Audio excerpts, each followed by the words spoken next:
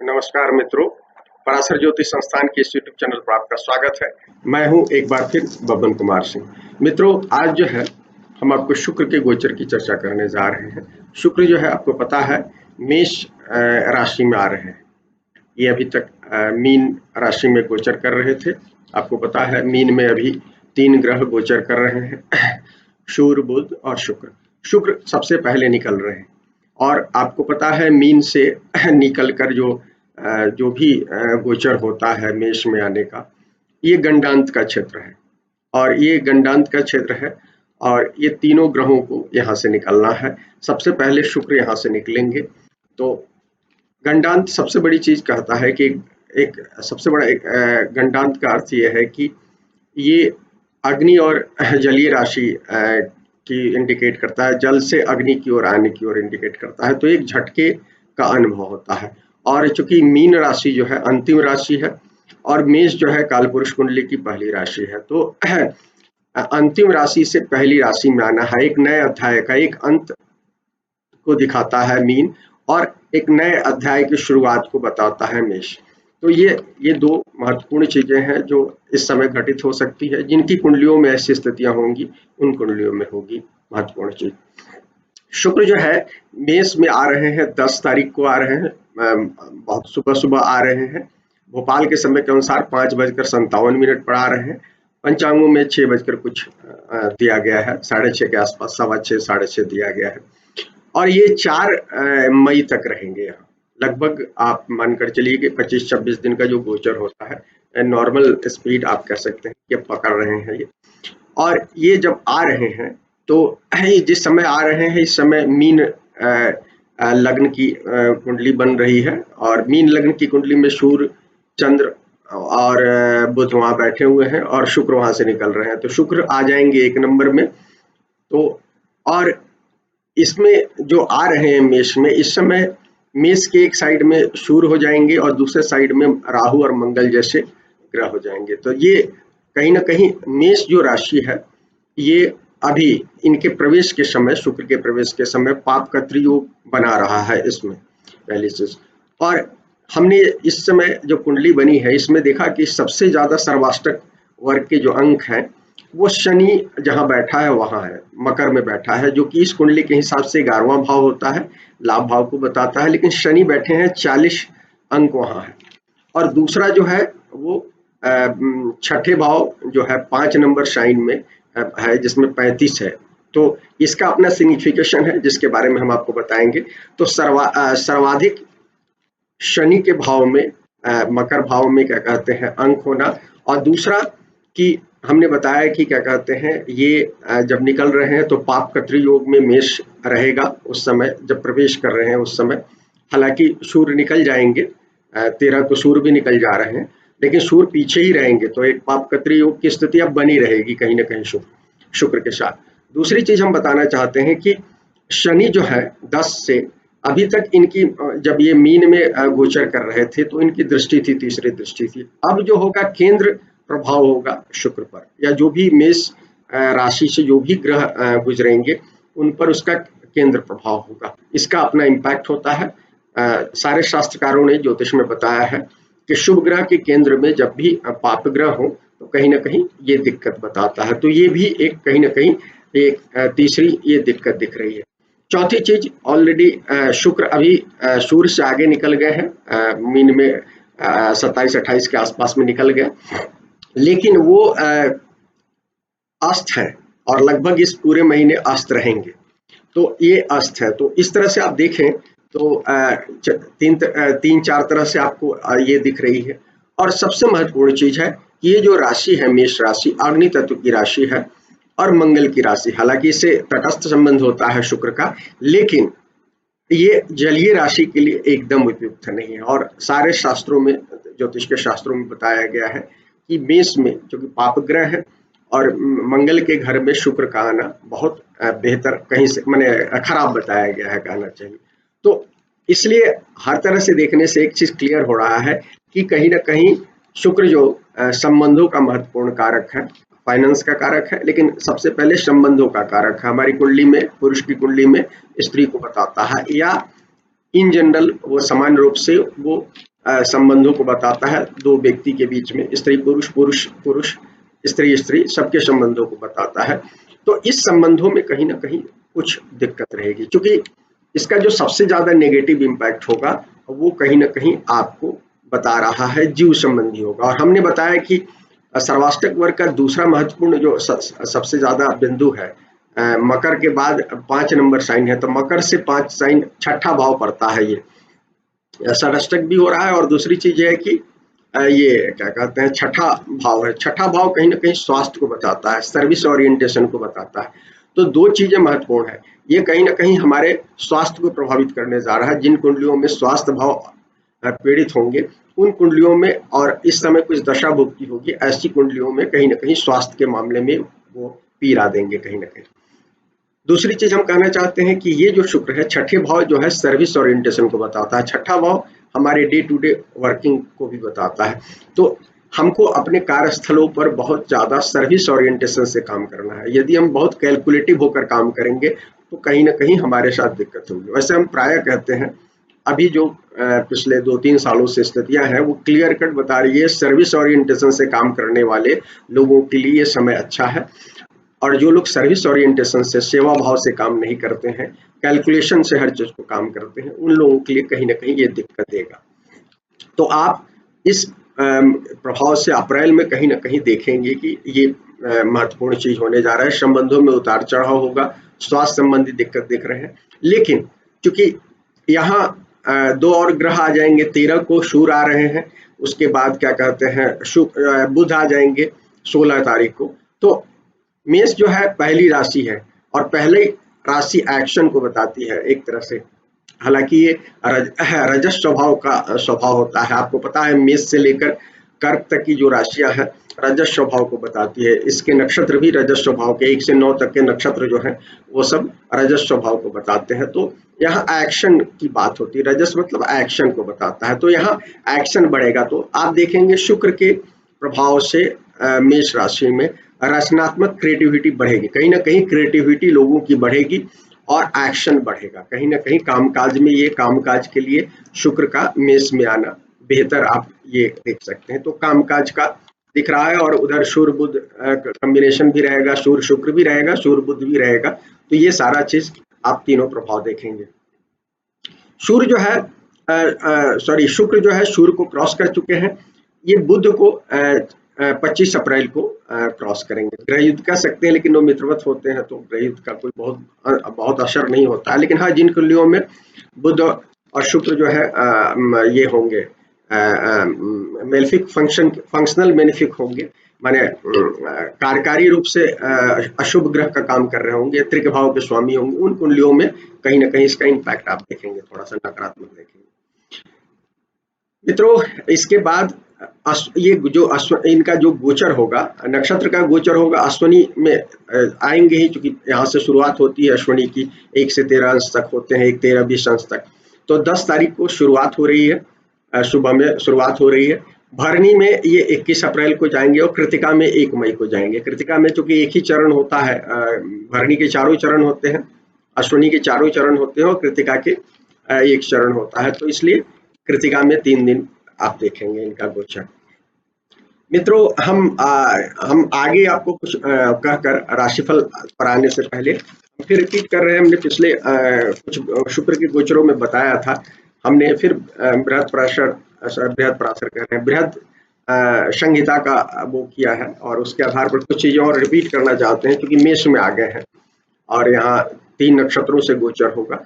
तो बृहद संहिता में जो बताया गया है कि जो शुक्र जब उत्तर वीथी, क्या है कि 9 वीथियों की चर्चा की गई है, कि 9 वीथी, शुक्र जो है 9 वीथियों को, नक्षत्रों को 9 वीथियों में बांटा गया है। 9 के 3 मैंने बताए गए हैं, पहला, दूसरा और तीसरा वो है। तो 9 स्थिति में बताया गया। तो बताया गया है कि जब ये उत्तर वीथी से गोचर करता है, क्योंकि ये मैंने इसमें कई विवाद है, लेकिन हम आपको सीधे बताना चाहते हैं कि अभी जो है इसमें चूंकि भरणी, अश्विनी, भरणी और कृतिका से गुजरेंगे, तो ये उत्तर वीथी को बताता है, मैंने ऊपर साइड से गुजरेंगे कहीं ना कहीं। तो ये गुजरने को बताता है। तो कहता है प्रचुर मात्रा में अनाज और संपन्नता देता है। और इसके बाद कहता है कि जब शुक्र नागवीथी, जो पहली वीथी जो है नागवीथी कहते हैं, 9 वीथियों में, वीथी का मतलब रास्ते हैं, तो ये नागवीथी में जब उसे क्रॉस करते हैं, क्योंकि ये हालांकि नागवीथी में कुछ लोगों का मानना है, देवल मानते हैं कि अश्वनी से लेकर कृतिका तक को मानते हैं, 3 नक्षत्रों को नागवीथी में लेते हैं, लेकिन दूसरे लोग जो है अश्वनी को पिछली रेवती, उत्तर फाल्गुनी और पूर्व फाल्गुनी के साथ जोड़ लेते हैं। तो वो है, उसमें मैं मतांतर में नहीं जाना चाहता हूँ। मैं ये बताना चाहता हूँ कि ये कहीं ना कहीं नागवीथी से गुजर रहे हैं और उत्तम प्रभाव को बताता है, माने अनाज की उपलब्धता को बताता है। लेकिन इसमें कहते हैं नागवीथी से जब गुजरता है तो कुछ प्रदेशों में, जैसे वंग है, अंग है, ये है कलिंग देश है, तो मैं कहना चाहता हूँ कि कलिंग जो है बताता है, कलिंग जो है उड़ीसा को बताता है, ये कहीं ना कहीं अंग जो है ये भागलपुर का इलाका है, बिहार का इलाका है, बंग जो क्षेत्र है, और महिष और बाले की कुछ क्षेत्र हैं। इन सब जगहों पर ये बता रहा है कि बताते हैं कि कहीं ना कहीं भय क्रिएशन होता है, कुछ न कुछ भय की स्थिति रहती है। अभी देखिए कोविड के कारण भय की स्थिति सब जगह है, तो इस समय हो सकता है कि कुछ चीजें और भी आपको देखने की स्थिति हो। हालांकि हम लोग का प्रोडिक्शन यह है कि सूर्य के आने के बाद और गुरु के मजबूत होने के बाद कहीं ना कहीं इस भय में कहीं ना कहीं कमी होगी, क्योंकि कोई एक चीज किसी भी चीज को पूरी तरह से प्रभावित नहीं करता है। इसी तरह चूंकि शुक्र अस्त है और ये इसमें भरणी के अंत में ये उदित होंगे, तो शुक्र जब शाम में का और शाम में उदित हो रहे हैं, शाम के, अभी तक सुबह के तारे थे, अस्त होने से पहले सुबह के तारे थे, लेकिन अब ये शाम के तारे के रूप में जा रहे हैं। तो शाम के तारे के रूप में सूर्योदय से पूर्व जब उदय होता है तो कहता है ये भी लोगों में भय क्रिएट करता है। इसी तरह बताया गया है कि प्रथम 4 मंडलों में यदि शुक्र का गोचर होता है तो वात की समस्या होती है, वात पित्त कफ, ये जो आयुर्वेद में बताया गया है, तो वात हवा संबंधी जो प्रॉब्लम होती है, वायु विकार की जो समस्या होती है, उसको वात में रखते हैं। तो वात की समस्या, अब 4 मंडल है, वो नक्षत्रों पर उसको बांटा गया है, तो उसमें कहीं ना कहीं अश्वनी और भरणी और कृतिका ये तीनों आ जाते हैं, पहले ही मंडल में आ जाते हैं, तो इसलिए ये कहीं ना कहीं वात की समस्या को बताता है। तो हमने अभी आपको बताया कि हेल्थ संबंधी समस्याएं हो रही हैं, तो जो लोग ऑलरेडी एयरबॉर्न डिजीजेस से कहीं ना कहीं प्रभावित होंगे, तो उनको इस समय कहीं ना कहीं परेशानी ये समय दिख सकती है। इसके अलावा कहता है कि ये अश्विनी नक्षत्र में घोड़ा पालने वाले लोगों को, चूंकि अश्विनी घोड़े से इंडिकेट करता है, यहाँ घोड़ा का मतलब आज वाहन के क्षेत्र में है, जो एक्शन ओरिएंटेड लोग हैं, इन लोगों के है, चाहे अश्विनी में जिनका प्रधान यदि नक्षत्र हो, जिनका लग्न हो, ये हो, ऐसे लोग मान सकते हैं। तो ऐसे लोगों को ये कहीं ना कहीं कष्ट बताता है। भरणी जो है ये बताता है यवन, माने यवन आप विदेशी प्रभाव को कह सकते हैं, किरात यवन को बताते हैं, जो कहीं ना कहीं आपकी अपनी जो परंपरा है उससे बाहर के जो लोग होते हैं, उसको, ऐसे लोगों को कहीं ना कहीं उनको भय को बताता है। इसी तरह से कहता है कि शुक्र के आगे जब मंगल होते हैं, मंगल अभी आगे चल रहे हैं, क्योंकि वो ऑलरेडी टॉरस में है और टॉरस से निकलने वाले हैं 14 को, वो टॉरस से निकलकर जेमिनी में जाने वाले हैं, मतलब वृषभ से निकलकर मिथुन में जाने वाले हैं, तो वो आगे चल रहे हैं। तो कहता है कि अग्नि का भय होता है, शस्त्र का भय होता है, युद्ध मंगल कारक है, दुर्भिक्ष माने कहीं ना कहीं अकाल वगैरह की स्थिति को बताता है, और चोरों का भय होता है। तो आप देख रहे हैं 2 चीजें, तो आप स्पेशली अग्नि भय देख रहे हैं और चोर का भय देख ही रहे हैं, और स्थितियां भी बनी रहेंगी, कहीं ना कहीं ये चीजें इंडिकेट कर रही हैं। और अभी जो हिंदू वर्ष शुरू हो रहा है 13 से, उस पर आगे अगली वीडियो में उसी पर आपको बताऊंगा हिंदू नववर्ष के बारे में। तो हिंदू नववर्ष जो शुरू हो रहा है चैत्र प्रतिपदा को, तो उसमें भी जो मंगल है, राजा है, वर्ष के राजा भी हैं और मंत्री भी हैं, और साथ में मेघेश भी हैं, तो कहीं ना कहीं मंगल का प्रभाव अगले साल होने वाला है हिंदू नववर्ष के हिसाब से। मित्रों, फटाफट राशिफल की बात कर लेते हैं। राशिफल जो है आप लग्न से और चंद्र दोनों से देख सकते हैं, और जिसे नहीं समझ में आ रहा है वो आप राशि से देख लें या लग्न से देख लें, हम दोनों का ध्यान में रखकर इसको बताते हैं। मित्रों, मेष लग्न राशि की बात करते हैं। ये इसमें दूसरे और 7वें के स्वामी होते हैं, और ये मेष में आ रहे हैं, हमने बताया है, यहाँ सूर्य और बुध भी आ रहे हैं सब, तो निश्चित रूप काम काज के लिए अच्छा है इनके लिए, और खासकर शुक्र के कारकत्व से जुड़े हुए जो लोग व्यवसाय में जुड़े हैं उनके लिए बहुत अच्छा ये हो सकता है। क्रिएटिव एक्टिविटी से जुड़े लोगों के लिए भी अच्छा रहेगा, और ये कहीं ना कहीं सूर्य बुध शुक्र ये सब तीनों जो है कहीं ना कहीं ये ऊर्जावान रखेंगे मेष के जातकों को। बस ये है कि सेहत परिवार में किसी न किसी की पीड़ित हो सकती है, ध्यान रखिएगा। महिला सदस्य की किसी की पीड़ित हो सकती है। मित्रों, वृषभ लग्न राशि की बात करते हैं। इसमें लग्नेश होते हैं, छठे भाव में मूल त्रिकोण भाव होता है इनका। ये 12वें घर से जा रहे हैं, तो सबसे ज्यादा आपको अपने हेल्थ का या इस समय ध्यान रखना है और अपने जीवन साथी की हेल्थ का भी ध्यान रखना है। ये 12वें से गुजर रहे हैं तो खर्च को बता रहे हैं, और क्रिएटिव चीजों में खर्च कर सकते हैं, आराम की चीजों को में आप खर्च कर सकते हैं, शुभ की चीजों में कर सकते हैं। विदेश भाव से जुड़े लोग जो हैं वो कहीं ना कहीं उनको उससे फायदा दिख रहा है, या विदेश यात्रा वगैरह चीजें हो सकती है, या वहां से कुछ फायदा हो सकता है। और काम काज में ध्यान रखिएगा, ये कहीं ना कहीं कुछ अचानक से ट्रबल दे सकता है। मित्रों, मिथुन लग्न राशि की बात करें। मिथुन में 11वें में जा रहे हैं, 5वें और 12वें के स्वामी होते हैं। देखिए, 11वें में जा रहे हैं, आर्थिक लाभ तो निश्चित रूप से आपको दिखेगा, लेकिन और ये स्पेशली क्या कहलाता है, विदेश भाव से भी लाभ हो सकता है कई लोगों को, ये चीजें हो सकता है, राज्य से भी लाभ हो सकता है, और बड़े भाई बहनों से कहीं ना कहीं संबंधों में सुधार को बताता है कहीं ना कहीं। लेकिन ध्यान रखने की जरूरत है, मैं हमेशा शुक्र और चंद्र का गोचर जो है 11वें से कुछ न कुछ वीकनेस मानता हूँ जीव संबंधी मामलों में। तो आपको रिलेशनशिप में ध्यान रखना है, किसी भी नाजायज रिलेशनशिप में जाने से पहले 5 बार सोचना चाहिए। मित्रों, चूंकि मिथुन जो है वैसे तो देखिए पराक्रम का भाव है, लेकिन कहीं ना कहीं प्रथम मिथुन है, मिथुन शब्द ही है, तो इस बात का आप ध्यान रखें। मित्रों, कर्क लग्न राशि की बात करते हैं। इसमें चौथे और 11वें के स्वामी होते हैं, और ये 10वें भाव में जा रहे हैं, तो कामकाज के लिए आपके लिए अच्छा है। आपके कहीं ना कहीं इसमें आपको पार्टनरशिप या किसी अपने साथी के साथ के काम करने के लिए ये हो सकता है, ये समय अच्छा हो सकता है। कई लोगों के लिए धर्म कर्म भी दिखाएगा, कहीं ना कहीं आध्यात्मिक इस समय कहीं ना कहीं रुचि हो सकती है, लेकिन आप भी अपने अपने और साथी दोनों के सेहत पर ध्यान रखें। मित्रों, सिंह लग्न राशि की बात करते हैं। सिंह लग्न राशि में तीसरे और 10वें के स्वामी होते हैं। देखिए, 10वें के स्वामी होते हैं, 9वें भाव में जा रहे हैं, तो निश्चित रूप से कामकाज के लिए तो बहुत अच्छा हो सकता है। कई लोग कामकाज के सिलसिले में विदेश तक जा सकते हैं, या 9वां भाव है तो तीर्थ यात्रा के संकल्प में या आध्यात्मिक चेतना के संकल्प में आप विदेश तक की यात्रा हो सकती है, या दूर यात्राएं हो सकती है। कहीं ना कहीं आध्यात्मिक उन्नति तो होगी ही कहीं ना कहीं इस पीरियड में। आपको अपने वाणी पर ध्यान रखना है। देखिए, सिंह लग्न राशि के जातकों में थोड़ा सा ये दोष कई बार दिखता है, तो आपको वाणी दोष ध्यान रखना चाहिए, अन्यथा दिक्कत हो सकती है। और खर्च पर भी नजर रखिएगा, खर्च थोड़ा सा ज्यादा कर सकते हैं इस पीरियड में। वर्ग, हाँ, ये कन्या लग्न राशि की बात करते हैं। 8वें में जा रहे हैं, दूसरे और 9वें के स्वामी होते हैं। 8वें में जा रहे हैं, हालांकि शुक्र का गोचर कई जगह से अच्छा बताया गया, बावजूद हम आपको कहना चाहते हैं कि आपको अपने रिलेशनशिप में सबसे ज्यादा ध्यान रखना चाहिए, खासकर जीवन साथी के साथ। उसमें अचानक से उतार चढ़ाव हो सकते हैं, और कहीं ना कहीं आपको बहुत ज्यादा इसमें सावधानी बरतनी चाहिए रिलेशनशिप में, या उनकी सेहत, आपकी जीवन साथी की सेहत आपको परेशानी का कारण हो सकती है। इस दौर में उधार लेन देन से बचे, आप कहीं ना कहीं निवेश से भी बचिए।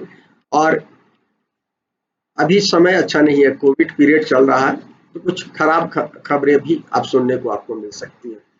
ये जरूर है, ससुराल के साथ भी रिलेशनशिप पर ध्यान रखिए, अच्छे भी हो सकते हैं और बुरे भी हो सकते हैं। मित्रों, ये आपकी दशा भुक्ति पर निर्भर करता है।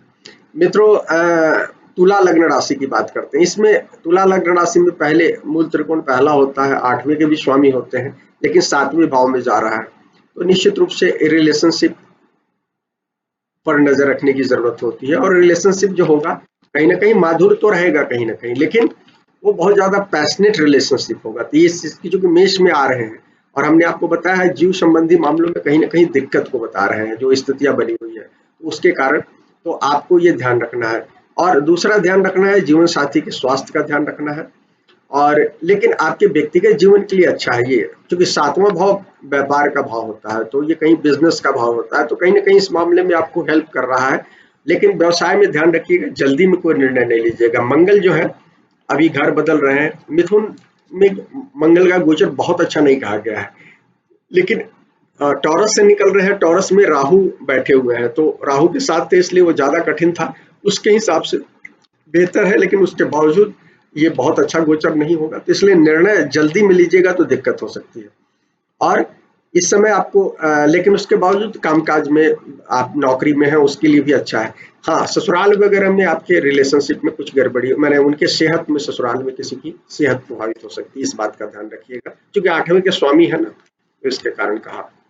मित्रों, वृश्चिक लग्न राशि की बात करते हैं। वृश्चिक लग्न राशि में 7वें और 12वें के स्वामी, मूल त्रिकोण भाव जो है 12वां होता है, 12वें भाव में मूल त्रिकोण होता है, तो आपको अपने जीवन साथी के साथ पर सबसे ज्यादा नजर रखनी है। उनकी हेल्थ प्रभावित हो सकती है, उनके साथ रिलेशनशिप में यदि हेल्थ ठीक है, यदि कुंडली में अच्छी स्थिति होगी आपके जीवन साथी की, तो हेल्थ अच्छा होगा, लेकिन तब रिलेशनशिप में कुछ दिक्कतें हो सकती है।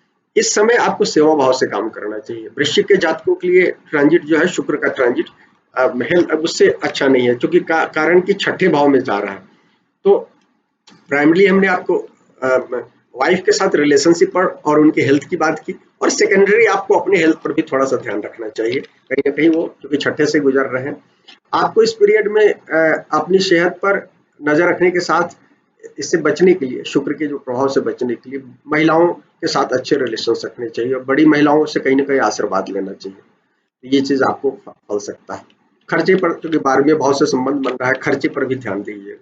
मित्रों, धनु लग्न राशि की बात करते हैं। इसमें 6ठे और 11वें के होते हैं। कायदे से जिनकी कुंडलियां पीड़ित होंगी उनको हेल्थ संबंधी होगा, अदरवाइज जिनके लिए, और चूंकि 5वें भाव में जा रहा है तो अच्छा है कहीं ना कहीं, तो ये आर्थिक लाभ को बता रहा है, क्रिएटिविटी को बढ़ा रहा है, और इसके कारण कहीं ना कहीं प्रमोशन वगैरह भी कैरियर में दे सकता है।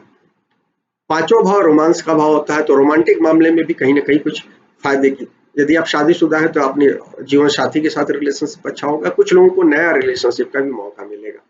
हालांकि ध्यान रखिएगा, जीवन मामले में अफ्लिक्शन है, तो कुछ गलत साथी आपके संपर्क में आ सकते हैं, इस बात का ध्यान रखिएगा। एजुकेशन, 5वां भाव एजुकेशन का भाव होता है, तो कहीं ना कहीं कुछ ना कुछ एजुकेशनल डेवलपमेंट होगा, एजुकेशन फील्ड में ट्रेनिंग, छोटे से कोई ना कोई आपको एजुकेशन के मामले में कोई ना किसी तरह का डेवलपमेंट आपको दिखेगा इस समय। और ये मंत्र और बौद्धिक विकास का भाव है, तो इस मामले में भी डेवलपमेंट दिख रहा है आपके लिए। ये आपके संतान, चूंकि 5वां भाव संतान को भी देखते हैं, तो इस सब चीजों के मामले में डेवलपमेंट दिख रहा है कहीं। मित्रों, मकर लग्न राशि की बात करते हैं। 5वें और 10वां, मकर और कुंभ, इस दोनों के लिए शुक्र जो होते हैं योग कारक ग्रह होते हैं, क्योंकि एक केंद्र के स्वामी होते हैं, एक त्रिकोण के स्वामी होते हैं, और ये जा रहे हैं केंद्र भाव में, 4थे भाव में जा रहे हैं, तो 4थे भाव से संबंधित चीजें फायदा हो सकता है। क्या हो सकता है? वाहन, घर, इस सब मामले में प्रोग्रेस दिख रहा है, कुछ आप परचेज कर सकते हैं, इन्वेस्टमेंट के हिसाब से ये अच्छा समय है आपके लिए कहीं ना कहीं। और ये यहाँ से 10वें पर दृष्टि रहेगी, तो कैरियर में भी प्रोग्रेस हो रहा है। कई लोगों को शनि अभी मजबूत है, तो आपके जीवन में शनि, चूंकि लग्नेश आपके या राशि से मजबूत है, और साथ में शुक्र की स्थिति अच्छी होने से खासकर काम के मामले में निश्चित रूप से आपको प्रोग्रेस दिखा रहे हैं। तो जीव मामले में आपको भी ध्यान रखना चाहिए, रिलेशनशिप में कोई गलती नहीं करनी चाहिए, रिलेशनशिप में गलती करने से आपको खामियाजा भुगतना होगा, इस चीज का ध्यान रखिए। लेकिन मटेरियल प्रॉस्पेरिटी के हिसाब से ये अच्छा पीरियड है आपके लिए। मित्रों, 11 नंबर, मैंने कुंभ लग्न की कुंडली की बात करें तो इसमें 4थे और 9वें के स्वामी होते हैं, भाग्य भाव और 4थे भाव के होते हैं, और 3रे भाव में जा रहे हैं। 3रे में गोचर शुभ ग्रहों का बहुत अच्छा नहीं कहा गया है, लेकिन उसके बावजूद आपके रिलेशनशिप को कहीं ना कहीं बेहतर होगा इस समय, और आपके अपने पर्सनल एक्शन से कहीं ना कहीं आपकी नौकरी व्यवसाय में प्रोग्रेस की स्थिति दिख रही है। क्रिएटिविटी बढ़ी रहेगी, सोशल मीडिया पर एक्टिव लोगों के लिए बहुत अच्छा पीरियड हो सकता है कहीं ना कहीं, और आपकी इस पीरियड में कहीं ना कहीं क्रिएटिविटी बढ़ी हुई है, तो कुछ नया चीज आप कर सकते हैं, कहीं ना कहीं कर सकते हैं। लेकिन आपको 4थे से 12वां जा रहा है, तो आपकी अपनी मदर की सेहत का आपको ध्यान रखना चाहिए। मदर की सेहत, कई पुराने लोगों के लिए वाइफ की सेहत भी कहीं ना कहीं परेशानी का सबब बन सकता है, तो इस बात का ध्यान रखें। मित्रों, मीन लग्न की कुंडली की बात करते हैं। इसमें 3रे और 8वें दोनों मेलेफिक भाव है, हालांकि माइल्ड मेलेफिक है 3, 8th ज्यादा मेलेफिक भाव है यहाँ, और यदि आप देखें तो इसलिए आपको, और ये दूसरे भाव में जा रहे हैं, तो दूसरे भाव में जाने के कारण शुक्र का गोचर अच्छा दूसरे भाव में बताया गया है, तो इसलिए अच्छा है, आर्थिक लाभ को बताता है, लेकिन संबंधों में कहीं ना कहीं प्रॉब्लम बताता है। आपकी अपनी पत्नी के साथ या अपने पति के साथ या स्पेशली पत्नी के साथ और अपने संतान के साथ रिलेशनशिप में कुछ गड़बड़ियां हो सकती है। कई बार एक्सटेंडेड फैमिली है तो परिवार के दूसरे मेंबर के साथ भी आपकी समस्या आपके सामने आ सकती है। इस समय अपनी ये जो परेशानी होगी कहीं ना कहीं आपकी वाणी दोष पे हो रहा है, आपके एग्रेसिव एटीट्यूड, चूंकि शुक्र आ रहे हैं, शुक्र मेष में आने के कारण एग्रेशन आएगा, तो आपके साथी के एग्रेशन के कारण, महिलाओं के एग्रेशन के कारण आप भी एग्रेसिव हो सकते हैं, आपकी पर्सनालिटी में भी चीजें आएंगी, तो इस बात ध्यान रखने की जरूरत है। इस पीरियड में खर्च बढ़ सकता है तो ध्यान रखिए, खर्च पर कंट्रोल रखिए। दूसरा भाव खान पान का होता है और हमने आपको बताया है पिछले वीडियो में, दूसरा, पांचवा, आठवां और ये 11वां जो है केंद्र प्रभावित होता है, तो आपके खान पान से बहुत सारी चीज प्रभावित होती है। आपका पेट प्रभावित होता है, उसके बाद आपका स्वास्थ्य प्रभावित हो जाता है, आयु भाव प्रभावित हो जाता है, अल्टीमेटली आपका लाभ भाव प्रभावित हो जाता है। तो आपको बहुत ज्यादा ये ध्यान रखने की जरूरत है कि आप खाने पर ध्यान रखें, खाना आपका सात्विक होना चाहिए। कोविड का पीरियड है तो ज्यादा बेहतर हो। मित्रों, वीडियो यदि पसंद आए तो लाइक करें, इसको शेयर करें और हमारे चैनल को सब्सक्राइब करें। शुक्रिया मित्रों।